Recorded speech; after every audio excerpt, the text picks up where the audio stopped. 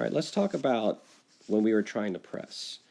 And if we can't be quick enough or know where we need to go for press, we will just have to not full court press as a team because we're getting beat because we're not either quick enough on our feet or we're not remembering how to keep the court covered. So in this scenario, we are the blue and we're on defense trying to do a full court press. You know how the other team, the red in this for this here, they who knows exactly how they're going to lay out their full court press break, but most likely they'll at least have two guards down here. They may have more people down here, but let's just play the two guard scenario. So again, kind of like we do with that zone off or zone defense we talked about, is you're not necessarily guarding a person, you're responsible for areas. So let's break it down here. This is one of the key parts that we sometimes forget to do, is keep our number 5 position back, because if anything else, somehow the ball makes its way down and then they come down the court, 5 is our stop. 4 is in the middle for an initial stop, or he can help with a trap as they come down. But we need to space it out to make sure 4 and 5 have their responsibilities. So that way, in case 1 and 2 and 3 do not have success, we have something to do.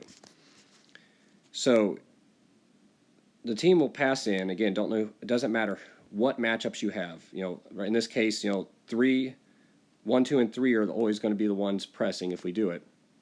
And we can put, really doesn't matter if it's 1, 2, or 3 for us, which one lays out in this matchup either, as long as one person's on the ball and the other ones have the likely candidates to receive the pass.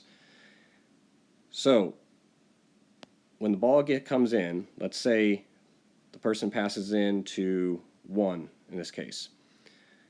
This is where we have to be careful. 1, of course, wants to go this way, right? That's what their goal is. So as soon as the ball gets there, 2 needs to come down and stop them. And by stopping them, I'm not talking about using your hands. It means get wide and get in front of them. But at the same time 2 gets there, this is where the key is. And we didn't really pull this off too well. And if you can do it, we'll really stress the other team. Is 3, who was guarding the guy passing the ball in, he's going to pull off and come and double team the person that received the ball. 2 is blocking off 1's attempt to come down the line. So actually, most ideally, we get him closer to the line. So 2 would be there, blocking him off. 3 comes over for a trap. So now, if you look at this, we actually have defender blocked going that way, defender blocked going that way. He can't go that way because of the sideline. So the only option he has, if we have a blocked off right, is to pass the ball out or dribble back. And if he wants to dribble back, we just follow him. That's perfect, because now he's blocked on almost all 4 sides. So this is the key to the press, is being quick and jumping off, blocking that sideline, and 3 jumping down and double teaming. Because they do have a person open here, and that's why I was teaching you guys, is after you pass the ball in, the person passing the ball in come in quick, because the ball can go right back and he's now free to go. But we're just going to take for granted we are quicker than them. So as soon as the ball comes over here and 3 comes down and 4 comes in, whoever's closest to the ball on the other team other than the ball handler, 1 comes and blocks that off.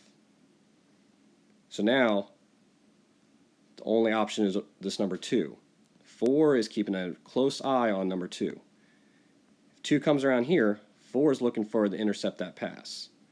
If he skips it over, 4 can come down, take that ball, and depends on how tall you are, shoot it or dunk it.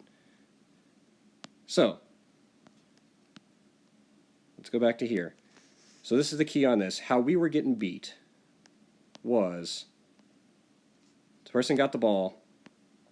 We were trying to stop them. A lot of times they're pretty quick, and we had some pretty quick dribblers we were trying to guard against. They'll beat 2 down here. This is where 4's important job is to play the line block like we just talked about before. He stands here, not trying to swipe the ball, but try to keep the player from going straight to down the line. 2 will try to catch up, and then if they make it past half court, that's another great trapping spot. But what really happened was we were trying to get over here. This ball handler was too fast, and everybody else is moving down the court at the same time. But he's coming down, and our 5 wasn't always necessarily down here and there. He was a little too anxious and playing a little high. We couldn't get back in time, and then we were just chasing them down, and they made their layup. So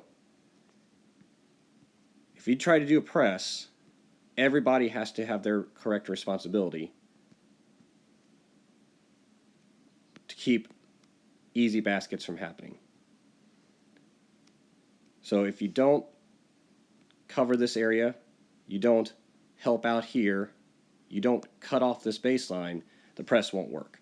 Now, what can happen, and we may do this because it's a little safer, is when they're going to pass the ball in, let's say they just made a basket, everybody is just kind of running down court, getting their positions.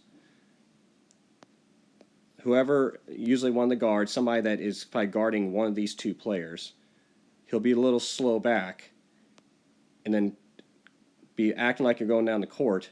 Keep an eye on that pass, and then if you can, you may snag that pass and then go get it. It's a very lazy one-person press. And what it does is you let them get a little, let the defense or the offense not realize you're going to do any type of pressure. Let them get down court. This person be a little slow about actually getting down the court, come back and try to pick off a pass. Now, again, it still relies on if they get this pass and this person takes off, you might be stuck back, and this is where our defense has to pick up the slack and try to stop them. If we are in zone, we are pretty covered because as soon as they come in, start coming down the line, we can kind of adjust until this person gets back, and then we can fill back in to where we need. All right?